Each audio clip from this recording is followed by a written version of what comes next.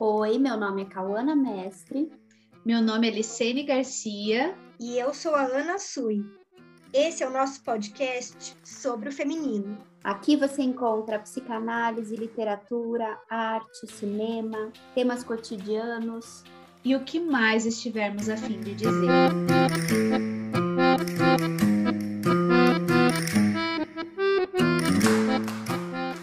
Renata Belmonte, é um prazer receber você aqui. Muito, muito obrigada por ter aceitado o nosso convite. Obrigada pelo convite, estou super feliz de participar do podcast, de conversar com vocês. A alegria é toda minha.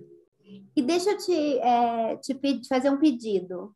Fala um pouquinho, né, de você, do teu trabalho como escritora, da tua trajetória, brevemente, para a gente conhecer um pouco mais do teu percurso e para as pessoas também conhecerem você.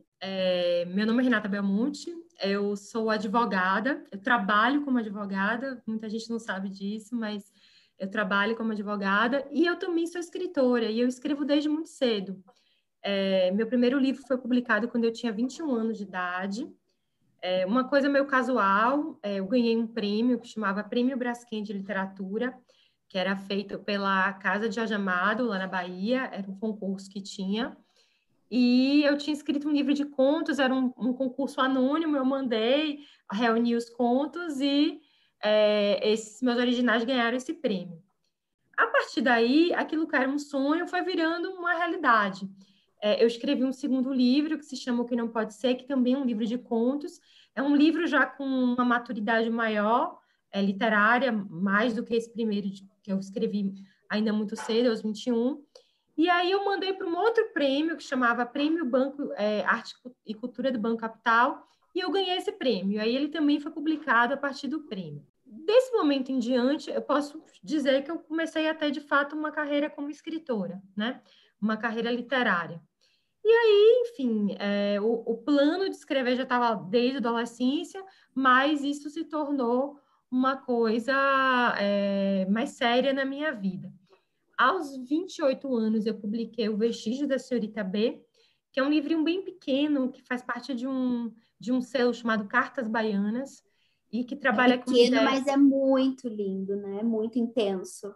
O que ele tem de diminuto, assim, ele tem também de grande. Eu gosto dele também, Cal, sabia? É um livrinho que eu gosto muito dele. Eu gosto muito dele. E na época a ideia do Vestígios era brincar com essa linguagem de internet. Então tinha um blog que era sobre essa personagem, a Senhorita B, que hoje em dia chamariam de autoficção. Eu nem gosto muito desse termo, porque eu não compreendo bem o que as pessoas querem dizer com autoficção, né? Se quer dizer muita coisa com autoficção e às vezes fica confuso, mas enfim, chamariam de autoficção hoje em dia. E teve o blog, teve o livro e teve também um curta-metragem que eu fiz com a minha avó. Escrevi o roteiro, enfim, filmei, minha avó foi a protagonista. Sério? E aí foi lindo, foi uma experiência linda. Eu queria viver isso com a minha avó, queria brincar com esse jogo das 3 possibilidades de imagem, o texto veloz da internet e a literatura também. E aí, nesse período, eu lancei o Vestígios. Eu sou baiana, eu tinha acabado de me mudar para São Paulo, e aí eu comecei a fazer um mestrado em Direito, e eu na academia eu estudo feminismo, né? Na verdade, eu estudo teoria feminista do direito. Então, entre os meus 28 anos e os meus 34, eu fiz doutorado também, eu fiquei completamente imersa estudando teoria feminista, né? Nem estava ainda nesse auge como é hoje em dia. Eu era uma dissidente quando eu falava disso na academia, né? Me imagino no direito, mas eu passei muitos anos, aí eu fiz mestrado, fiz doutorado, mas eu já tinha escrito Mundos, tá?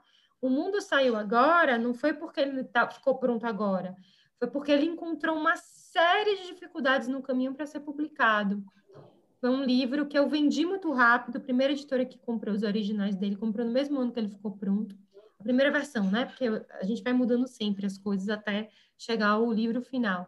Mas a minha ideia é que o Mundo fosse publicado quando eu tinha 30, 31 anos, mas o que aconteceu foi que essa primeira editora saiu do Brasil, era uma editora internacional, portuguesa, saiu do Brasil, e aí Bom, eu tirei o livro de lá, coloquei o livro, tentei vender o livro novamente, passei anos sem conseguir. As pessoas me diziam, ele é muito feminino, só quem vai ler é essa mulher. Eu escutei de tudo, assim. Agora até chega a ser ridículo falar sobre isso. É curioso. O Mundo está sendo publicado agora, nesse período, diante do que eu escutei, assim, porque é uma primavera de livro, dos livros escritos por mulheres que a gente está vivenciando. Ele faz parte disso. Porque no passado existia uma série de entraves, enfim, de todas Isso as faz ordens. quanto tempo? Você está falando de quanto tempo Estou atrás? falando de 2012, 2013. Então, 8 anos, mais ou menos. Olha só, né? Não é tanto tempo, mas Não de é. fato a gente está vendo agora, né? Assim, a literatura contemporânea aparecer com mais força, né? Assim, entre as mulheres agora. E a gente está vendo uma Não mudança. não é que aparece porque não porque se escreve mais, né? É que aparece porque as pessoas começaram a dar mais importância a isso, né? E a ler mais mulheres. Eu acho que as próprias mulheres entenderam como o mercado funcionava para elas mesmas, assim, sabe? Foi uma tomada de consciência de grupo mesmo. A gente começou a entender que se a gente não tivesse um trabalho para a gente valorizar o que nós estávamos fazendo, ou que um apoio mútuo mesmo, sabe? Dos trabalhos umas das outras, quebrar uma lógica de rivalidade, enfim, que é uma coisa que existia, assim, quando eu comecei lá atrás, logo no início, se via ainda esses discursos, eu não sinto mais isso, eu me sinto muito abrigada pelas outras mulheres que escrevem, eu me sinto também muito responsável por fazer mulheres que estão chegando serem conhecidas. É lógico que a gente gosta do trabalho mais de uma, mais do que de outra, isso faz parte do desenho, mas a gente não deixa que exista um discurso de exclusão daquela mulher porque ela é uma mulher. E a gente vivenciou muitas situações, assim, outras mulheres mais velhas que eu, em espaços públicos conhecidos, escutaram discursos extremamente machistas, misóginos, transformavam a gente sempre numa coisa meio musa, uma coisa que também diminui o seu valor como artista. Te coloca, aparentemente é irônico, porque te coloca num lugar de destaque, mas não a partir do que você de fato quer que seja, que é discutir o seu texto, discutir o mundo do pensamento, a sua contribuição. Poder ser criticada, inclusive, né? Exato, exato. Se transformava a figura da mulher escritora como um lugar exótico, de musa, enfim. Todas as escritoras, de algum modo, passaram por isso, sabe? A própria história da Hilda Hilst é muito interessante, a gente pode até falar mais sobre isso, se vocês quiserem. Converse bastante sobre ela, que ela é um exemplo perfeito disso, sabe? E eu acho interessante, Renata, que nem eu que chego no mundo literário mais contemporaneamente depois, né? Então, em 2017, digamos, que é quando eu publico Não Fiz no Meu Vazio, porque antes era o livro da minha dissertação, uma coisa mais acadêmica, eu já sou uma pessoa que não sinto isso. Sim. Não quero dizer que não aconteça, né? Mas isso parece que não chega assim para mim. Eu acho sempre muito interessante, muito bonito o quanto isso mudou. Acho que o quanto isso tem mudado numa velocidade muito, muito alta, né? Muito rápido. A minha experiência do meu último livro para agora é bem diferente. O mercado é muito diferente também, sabe? E tem uma coisa que houve também uma mudança no modo como se divulga a literatura no Brasil, no mundo, mas com a chegada das redes sociais, o autor ele também tomou mais as rédeas do processo de divulgação da sua obra. E essa tomada de rédeas teve um impacto significativo também no modo como o mercado editorial pensa os seus autores. Ah, E super importante isso que você destaca, porque eu já sou dessa geração, né? Porque escutando você contar, né, que você mandou seus escritos para um concurso, né? E aí depois para o outro, etc e tal, a gente vê a diferença do quanto você é de um tempo, né, em que se precisava de uma validação de um outro que ia te escolher e falar assim, né? Apesar de você ser mulher, né? Você vai ser acolhido e tal. E a coisa com o mercado editorial muda muito com essa questão das redes sociais, né? Isso não faz sentido, né? Porque, veja, quem valida a obra literária, no sentido de publicar ou não, é a própria editora, né? Então, é como se a editora precisasse de uma outra validação, né? Para poder dizer assim, não, esse livro vale a pena a gente publicar, porque ele tem prêmio. Tem coisas que são muito boas nesse novo momento que a gente vive, né? Coisas muito positivas, que é você poder falar do seu próprio texto, divulgar seu texto, conhecer pessoas que se interessam pelo que você escreve, sem precisar de um intermediador, né? Exatamente, você pode chegar nelas, né? Por outro lado, também tem outras discussões que também são relevantes, porque, como em todas as carreiras, hoje em dia existe uma discussão sobre o quanto também as redes sociais, às vezes, por exemplo, eu estava vendo um autor famoso falar que os testes para casting agora pedem um número mínimo de seguidores. Então, se você tem 10 mil seguidores, você pode fazer o teste. Isso também é muito complicado, porque ser um bom ator não tem a ver com a quantidade de seguidores que você tem em redes sociais. Então, essas confusões também existem nesse tempo que a gente está vivendo, sabe? O que é ser um bom autor? É ter muitos seguidores em redes sociais? O que é ter um bom texto? Então, são equilíbrios que a gente ainda está buscando e está encontrando. E eu acho que, assim, mas eu vejo um momento com mais positivo do que negativo, apesar dessas novas circunstâncias que surgem, entendeu? Sim, e acho que isso que é super importante de relevar, né? Não é que a coisa vem resolver alguma coisa ou que vem problematizar alguma coisa, mas vem colocar uma questão nova, né? Não tinha isso, agora tem. Pro Exato. bem e pro mal, né?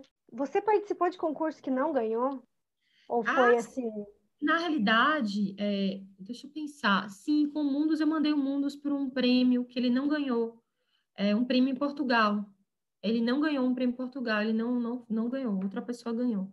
Mas, na realidade, existe uma fantasia de que você ganhou prêmios e está resolvida a sua carreira. É uma fantasia comum, mas não...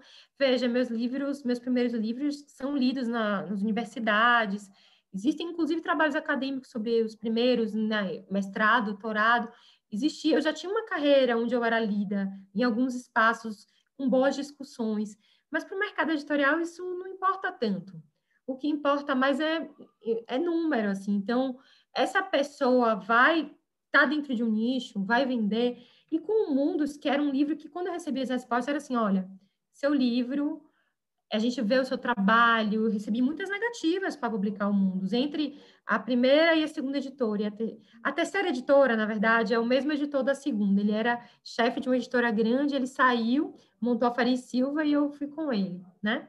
Então, não é o mesmo editor, da segunda para a terceira, mas muita gente recebia mensagens assim, olha, seu livro, ninguém discute o mérito literário dele, mas não existe um leitor para o seu livro no Brasil. Ele é muito sofisticado, ele é muito estranho. Era de tudo, ele é muito feminino, ele era muito estranho, ele é muito sofisticado, ninguém vai entender, ninguém vai apostar, porque o mundo realmente ele pede que o leitor ele admita o pacto ficcional. E ele não facilita. Mas que necessidade de um didatismo, né? Que coisa, que falta de aposta no leitor também, né? Pois é, mas isso permanece, assim, sabe? Se você for... Lógico, basta a gente ver o tamanho, né, assim, do mercado editorial de livros de autoajuda, por exemplo. Exato, e assim... Né? É imenso no Brasil. E eu posso falar, agora eu posso falar, já o Mundus foi publicado em março de 2020, está em setembro de 2021, eu posso dizer que foi um erro de avaliação, porque o Mundus tem sido bem lido, ele já está perto de ir para a terceira tiragem, sabe? Então, assim, para a literatura é um bom feito, né? Ainda mais de uma editora menor, que foi lançada no ano passado, junto com o livro, ele tem sido lido, as pessoas gostaram dele, tem sido comentado, agora ele está como semifinalista do Oceanos. Então, essa avaliação de que o livro não tinha leitor foi um erro, foi um erro de cálculo. um erro de avaliação mesmo, sabe? E Porque... acho que é, como a Micaela conta, um menosprezo do leitor mesmo, né? Exato. De achar que não vai ter público. Eu confesso que eu que li o livro, acho que é um livro, de fato é um livro complexo. Eu precisei ler 2 vezes. Eu precisei ler 2 vezes, porque a primeira, para mim, ela serviu como causa de desejo para reler, porque aí, né, a sensação que eu fiquei ao longo do livro foi: será que eu entendi? Será que eu entendi? Será que eu entendi? Será que eu entendi? Deixa eu ler de novo, né? Mas Bom, isso depois me é uma explica. delícia, né? Depois, É bom depois eu não te conto um entender pouco também, mais. né? De vez em quando, alguma É coisa. E aí vem para a gente falar um pouco de outra coisa, mas ainda, né, sobre o mundo, sobre a construção do Mundus, eu queria mencionar que a epígrafe do Mundus é Medeia. É a chave dele, né? E Medeia, assim, né, é super importante para a psicanálise, né, para a psicanálise lacaniana, principalmente. E quando eu abri o livro e vi a epígrafe, que até vou ler, ela é bem curtinha, vou ler aqui para as pessoas saberem, né, qual é o trecho do qual a gente está falando. Navegaste com ânimo impetuoso para longe da morada paterna, transpondo os duplos rochedos do mar, e agora habitas uma terra estranha. E aí, a primeira coisa que eu pensei quando eu li a epígrafe tem cheiro de analisante aqui. Eu queria que você falasse um pouquinho disso, do quanto tem da Renata analisante aqui. E como que é o teu, claro, né? Não para você dizer como que é o teu percurso de análise, mas qual é a tua relação com a psicanálise? Então, é muito estranho e louco isso, porque eu não sei responder logicamente, eu não sei responder para vocês. O que eu posso dizer é o seguinte: eu comecei a fazer análise aos 18 anos de idade.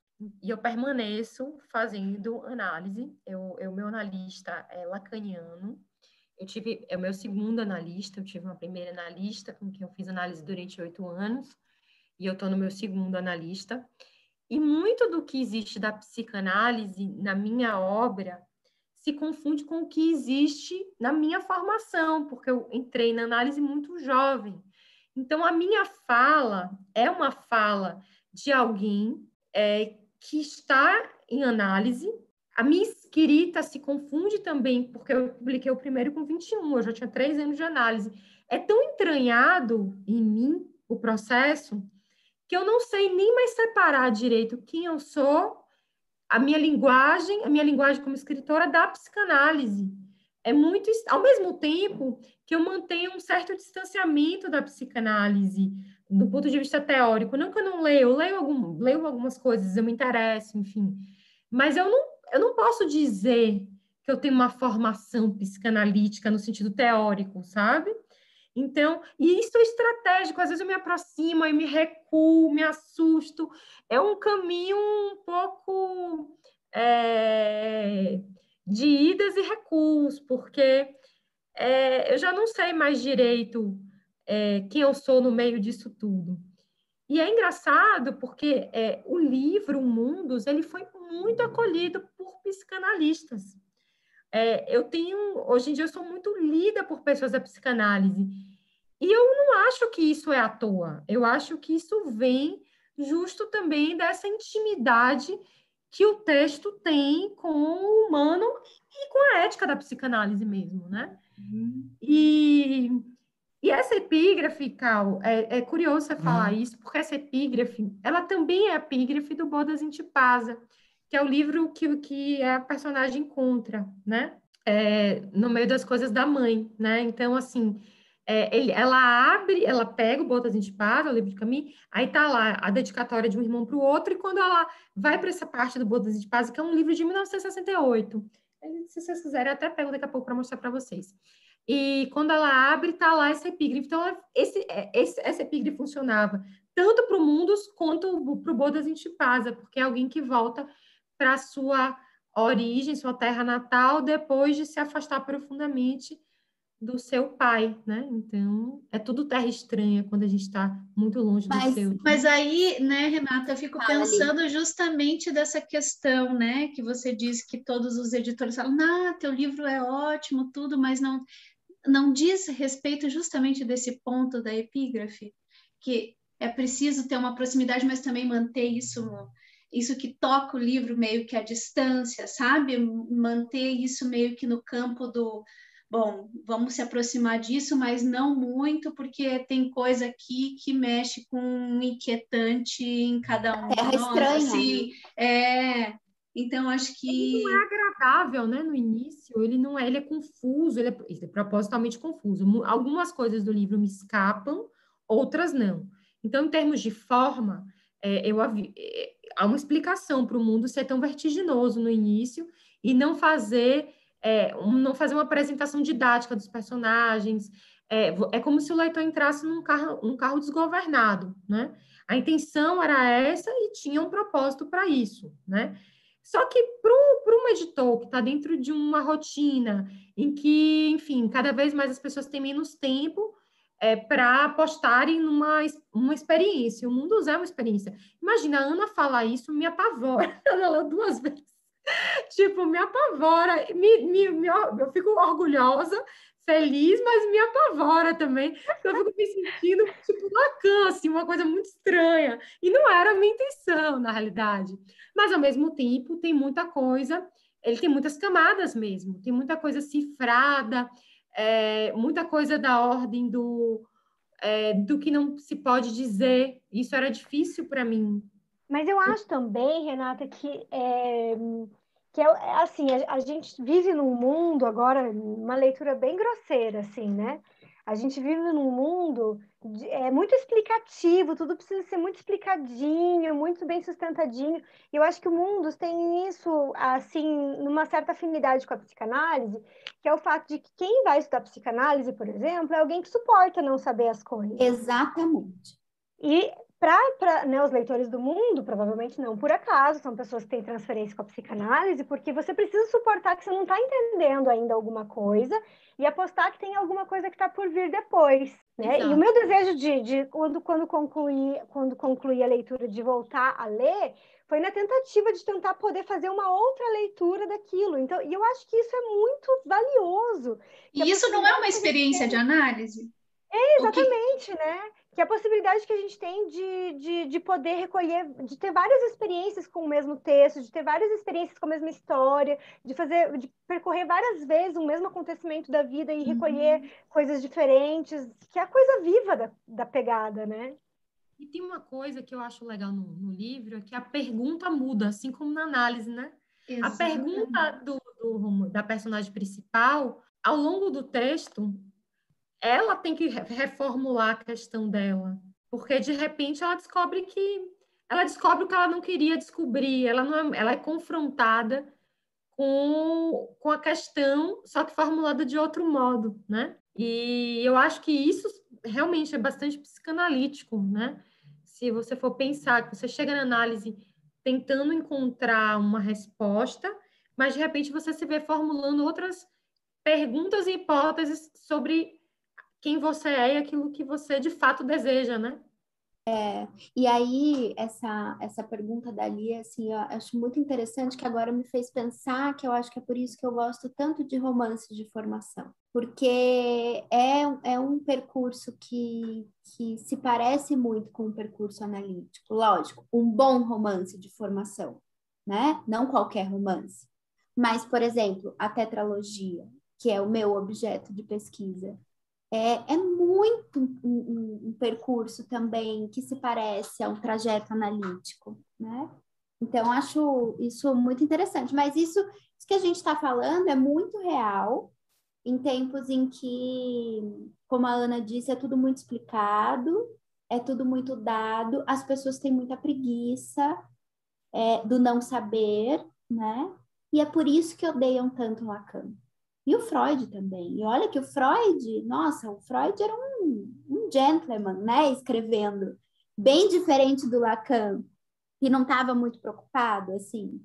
Mas eu acho que esse é um grande essa é uma grande justificativa de muita gente para não gostar para não gostar de psicanálise. Você sabe o que o mundo também me assombra muito ainda? Mesmo agora, passado tanto tempo, eu sou muito assombrada por ele às vezes. Eu escrevi esse livro, isso eu preciso dizer, com muita entrega, como se eu estivesse, de fato, escutando um outro que precisava falar, né? Então, com muito respeito a essas vozes, ele é polifônico, então eu tinha muito respeito àquilo que vinha das vozes da mãe, enfim, das figuras centrais do livro.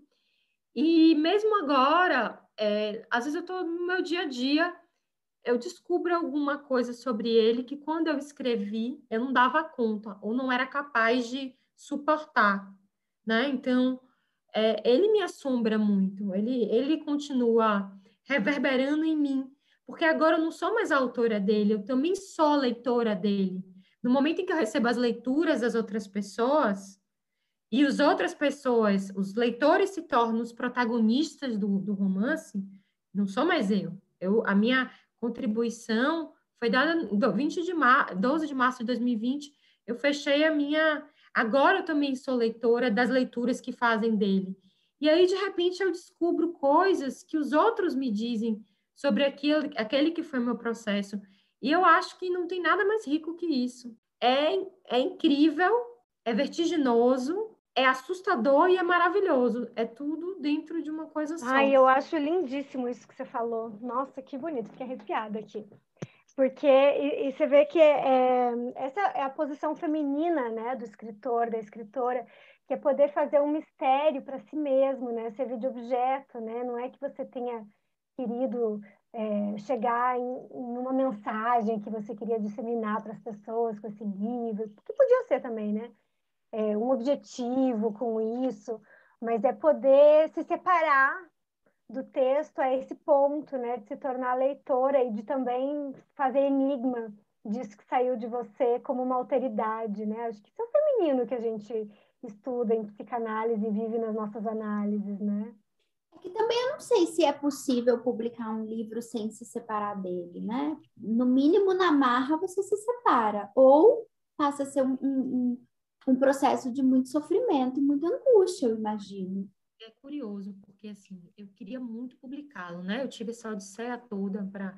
Passei por uma editora. Aí teve esse problema que ela parou de publicar no Brasil. Fui para outra. Aí estava tudo certo, a editora deixou de publicar ficção no Brasil. Passou a publicar só livros didáticos. Aí fiquei sem editora, a Faria Silva montou.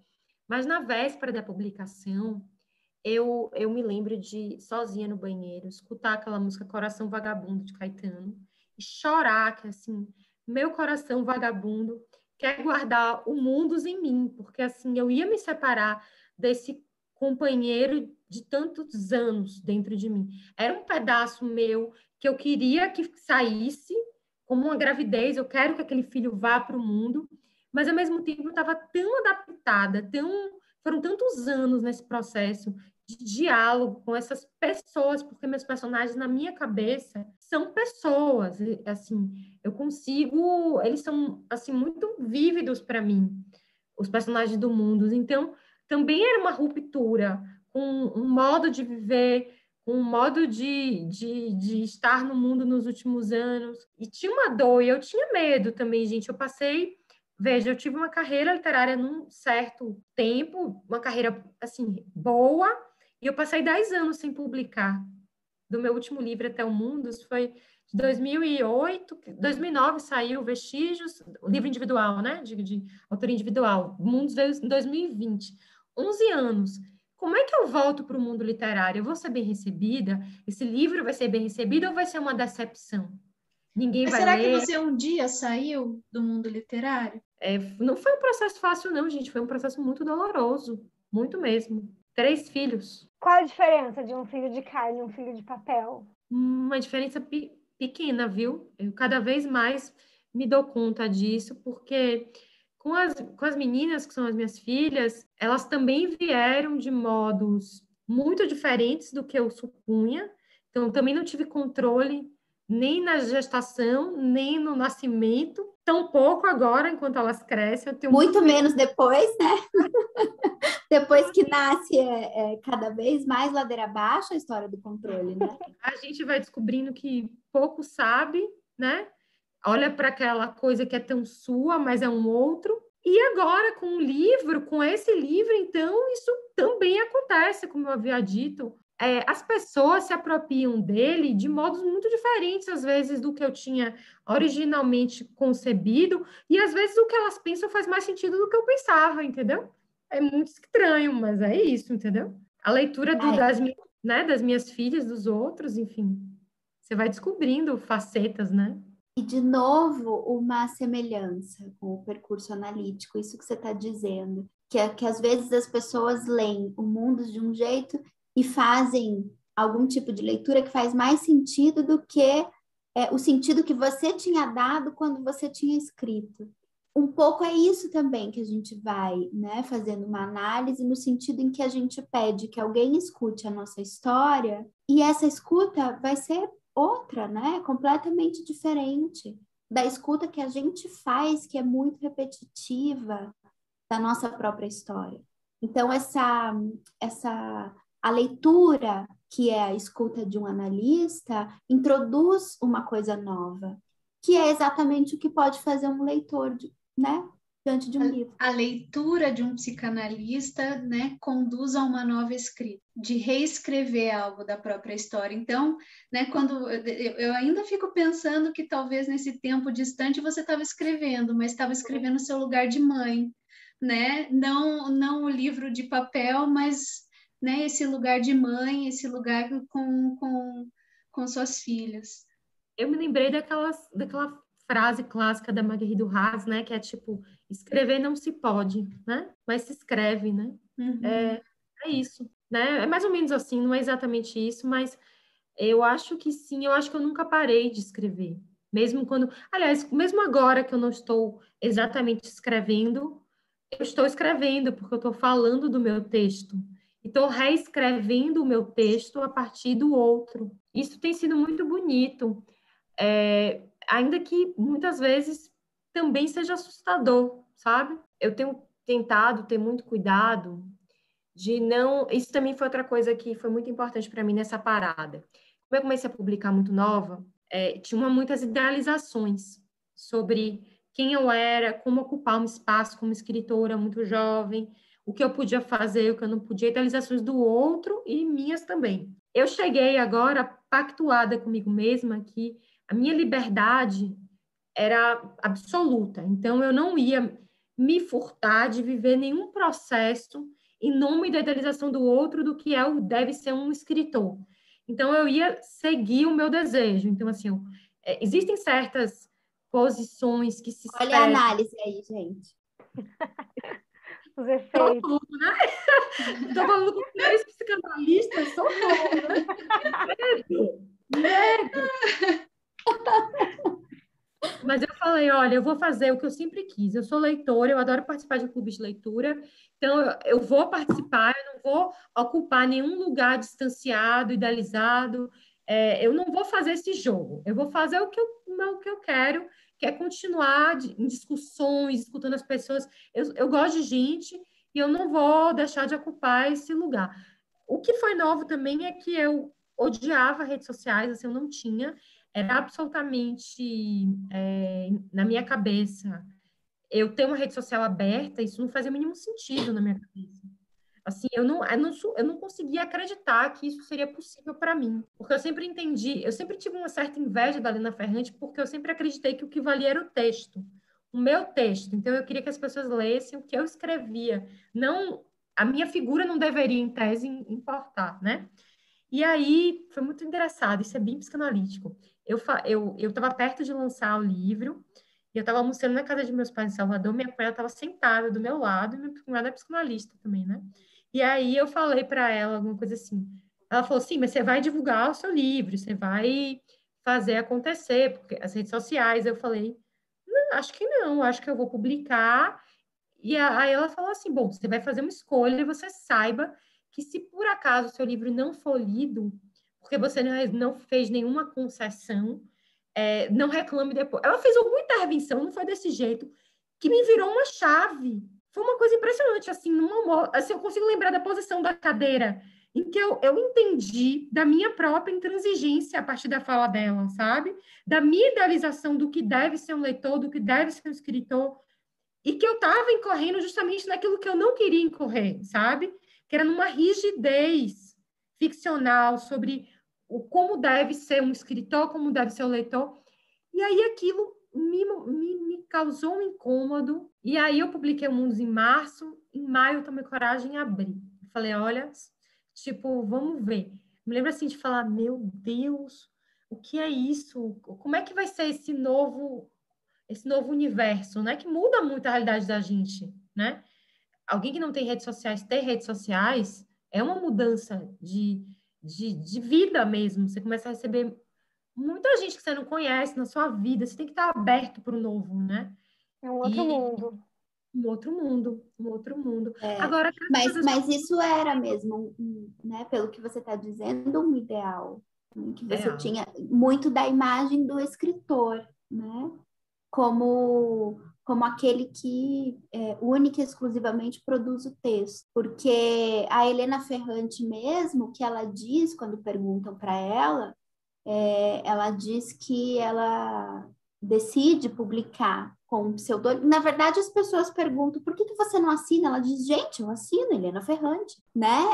Tem um nome, Helena Ferrante.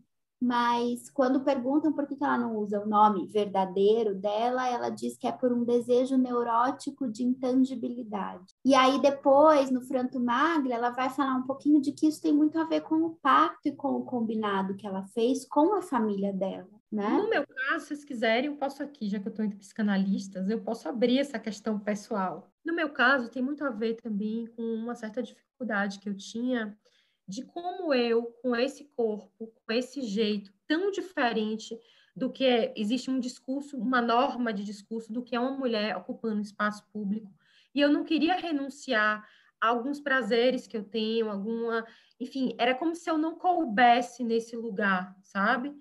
Dentro desse, e tem a ver com a feminilidade também, que é uma questão que o meu livro trabalha, e que eu precisei também abrir mão dos meus próprios preconceitos, e eu me trabalho diariamente com isso, para não ceder ao discurso nem da performance de feminilidade, nem da não performance de feminilidade. Vocês percebem o que eu quero dizer? Que, assim, o que é uma mulher no espaço público? Então, falei da Hilda Hilst porque ela é um exemplo perfeito disso. Uma vez estava conversando com Carola Saavedra sobre isso.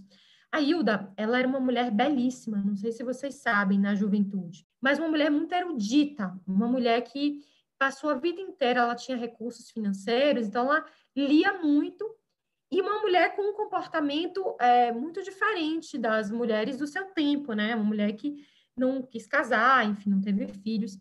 E ela sempre, mesmo com obras muito sofisticadas, enfim, ela sempre era no espaço público visto como um corpo. Então, para a Hilda não tinha espaço, a não ser como o da musa, os homens se apaixonavam por ela. Enfim, então, para ela era muito sofrido, porque era como se sempre o que ocupasse um protagonismo não era o que ela queria que fosse, que era o texto. Num segundo momento, ela muda, enquanto ela vai envelhecendo, ela muda de performance. Então, ela passa a ser uma mulher menos assim, classicamente arrumada, mais hippie, mais desleixada com essa coisa da aparência. Só que, ao contrário do que ela supunha, ela não passa a ser levada mais a sério por não estar dentro daquela feminilidade que se espera. Não tem também um espaço para ela. O que causa, né, ao longo dos anos, uma mágoa extrema, porque ela descobre que não existe um lugar para a mulher, nunca. Se ela não bancar essa diferença, se ela não for lá e se apresentar e bancar esse desacordo, não existe um lugar na erudição, nos espaços tradicionalmente tidos como masculinos, um lugar onde a mulher é bem recebida, sendo que ela é. Não existe a mulher, né? É engraçado que eu estou trazendo Lacan de novo, né? E, na verdade, a mulher ainda precisa se fazer caber. Uma mulher que não cabe nos lugares em que ela quer caber, né? Ela quer entrar nesses lugares, mas tem sempre milhares de barreiras.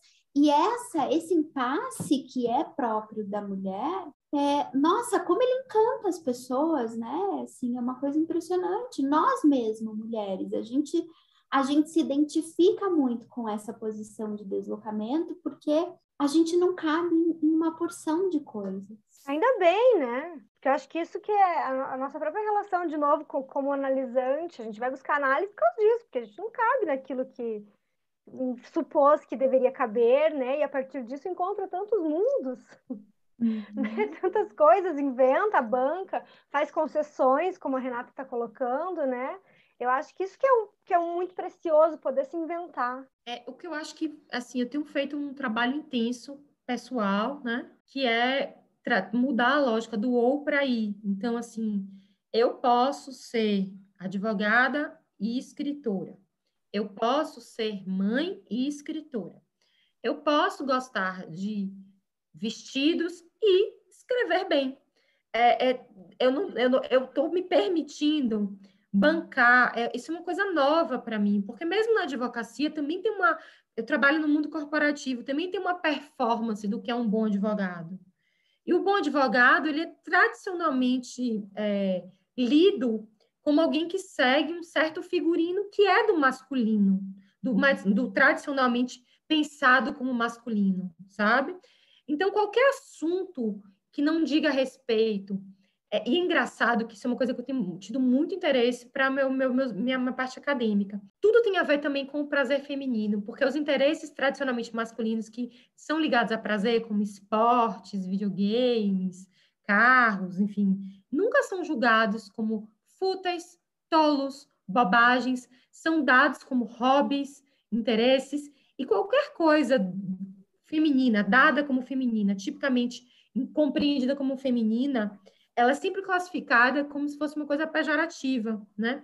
Então, essa é uma discussão que eu venho vindo na academia feminista, assim, venho observando, não é todas as correntes do feminismo que concordam com isso, mas, de fato, a gente introjeta uma série de condicionantes em relação ao nosso desejo, sabe? E eu venho me trabalhando para estar no espaço público sendo quem eu sou, com as minhas características múltiplas, com os meus desejos. Que no fim das contas é a única coisa que você pode ser, sem fazer esse esforço sobre-humano para ser todo esse resto que esperam que você seja, né? Então é um processo, viu, gente? Não é fácil. Não é fácil. Tem uma frase do James Baldwin que ele fala que se ele não construísse os espaços para ele, ele nunca estaria em lugar nenhum, né? Uma coisa mais ou menos assim. E é um pouco isso também. Muito disso do mundo ter sido lido e acontecer, e eu falo isso para quem escreve e está começando uma carreira literária, não me foi dado, foi batalhado. Eu identifiquei pessoas que eu gostava do que elas escreviam, que eu achava que elas me receberiam bem, e eu mandei o livro para elas. Não foi tipo, meus leitores não surgiram magicamente. Olha, eu também procurei os espaços em que eu poderia, e aprendi a pedir, que foi incrível. Meu analista me falou isso. Ele falou: enquanto você não aprender a pedir, você faz tanto pelos outros. Por que você não pode pedir nada aos outros? É uma coisa curiosa, essa foi uma questão que você colocou. Você aprendeu mesmo a pedir, né? Aprendi a pedir e aprendi a escutar não, sem me doer. Então, muita gente me disse não, muita gente, e tudo bem, faz parte. É isso aí. Foi um aprendizado, entendeu? Porque quando a gente aprende a pedir, a gente está sujeito daí a escutar um não, né? Quando a gente não pede, a gente também não se coloca aí dividido. A gente fica na ilusão, né? Exatamente. Na ilusão, porque na verdade o não tá posto, né? Quando você não pede, o não tá posto. Quer dizer, a possibilidade de que aquilo aconteça tá dada, né? Não, a gente ficaria aqui horas conversando. Mas a gente já tá, sei lá quanto tempo aqui. Mas, nossa, que prazer ouvir você. Que delícia te escutar e poder falar disso, desse lugar que é tão caro, assim, né? Sempre foi, mas agora ainda mais, em tempos em que a intelectualidade é severamente atacada, né?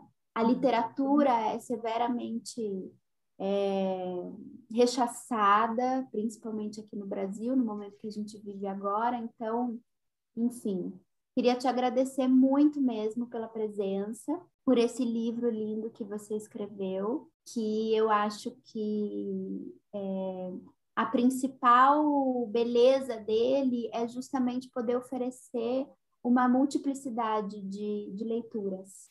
Acho que isso é muito raro e muito bonito. É sim, e além do livro ser lindo, né? Acho que essa honestidade, Renata, de você falar aí do teu trabalho, né? Do teu esforço aí, do quanto isso passa também para além do trabalho com a escrita, que já é uma coisa imensa, mas de um trabalho pessoal mesmo, né? De um esforço para poder não ser um esforço ser o que você é, né? Que é essa escritora incrível e de poder se fazer chegar, apesar de tudo, e, enfim, né? Que você não seja um entrave para si mesma. Então, eu acho que isso é muito rico, assim. Aposto que quem está escutando certamente se inspira de saber que você levou não, de que você aprendeu a pedir, né? E de tudo isso que você está aprendendo, dividindo com a gente. Agradeço demais. E eu acho que também tem um ponto, né, que fica muito evidente na tua fala, é que há algo no seu livro que se transmite. Por isso que é possível tantas leituras diferentes disso que você escreveu. Então tem algo que você transmite ali que não está no campo da palavra, mas que se escreve, que passa ali e que não tem como sair ileso disso. E por isso que não é uma escrita reducionista e didática, né? Porque é justamente da ordem de uma transmissão e não de uma explicação. Uhum. Eu até fiquei com vontade de chorar, honestamente, porque a ideia não era escrever um texto difícil, mas a ideia era permitir, porque eu não fiz isso racionalmente, eu fiz isso com a entrega que me foi pedida, mas que você pudesse, o encontro com aqueles personagens, encontrar um outro humano em você também, né? Porque eu encontrei fazendo isso. Muitos dos destinos eu não calculei, eles simplesmente se apresentaram como precisavam ser escritos. E eu fico muito emocionada porque eu acredito muito no poder transformativo da literatura. Não só do leitor que lê, mas o meu próprio. Esse livro foi também um romance de formação meu como pessoa. A minha jornada também para a publicação dele também fez com que eu tivesse que dar alguns passos que para mim foram muito difíceis, que para mim foram muito dolorosos, mas que eram necessários para que eu pudesse chegar mais perto do meu desejo, que eu vivia fugindo disso. Em um determinado momento da minha vida, eu cheguei a ter coragem de dizer para mim mesma que eu não queria, que eu não ia ser escritora mais, o que não era verdade, era apenas um modo de tentar me proteger do meu desejo, né? E esse livro, ele não deixou que isso acontecesse, ele aparecia para mim, ele me levava para aquilo. E somente quando eu tomei essa coragem... Agora, eu queria também falar uma coisa, só final, para terminar. Eu tenho um compromisso, como eu sofri muito com o processo de publicação dele, eu tenho um compromisso de falar a verdade para quem tá querendo escrever, está querendo publicar, porque existem muitos silenciamentos no mundo literário, como se as pessoas não pudessem dar para o outro o caminho das pedras. Eu quero quebrar essa lógica, eu quero falar cada vez mais claramente sobre como é isso, para que aquele que escuta e tem um original que é negado ou não está conseguindo, saiba que isso acontece com todo mundo. E não é porque seu texto é ruim, é porque é assim que as coisas se organizam no mercado como a gente conhece, né? Então, é até uma dívida com a pessoa que eu fui e que teve tantas dúvidas e não tinha ninguém que solucionasse para ela, sabe? Então, eu estou falando com a pessoa que eu era 8 anos atrás. Enfim, e para todo mundo, porque eu acho que todo mundo ganha muito quando se fala francamente e honestamente, né? E que bom que você não recuou, então, desse desejo e que hoje o mundo está aí para todo mundo ler.